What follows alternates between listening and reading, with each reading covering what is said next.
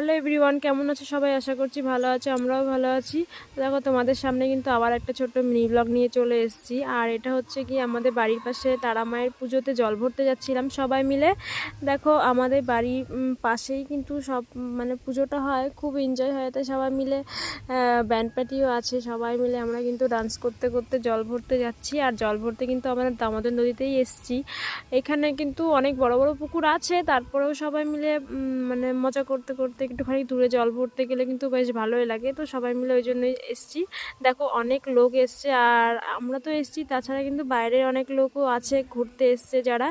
দেখো নদীর কিন্তু অনেকটাই জল শুকিয়ে গেছে, আস্তে আস্তে আরও শুকিয়ে যাবে। বিকেলবেলাটায় দৃশ্যটা দেখো দেখতে কতটা সুন্দর লাগছে। মানে দুপুরবেলা সকাল দিকের থেকেও না বিকেল দিকটা বেশি ভালো লাগে আমাদের দামোদর নদীতে ঘুরতে আসতে। তো এখানে দেখো কাকিমা সেই জল তোলার আগে গঙ্গা পুজো করতে হয় না, সেটাই করছিল।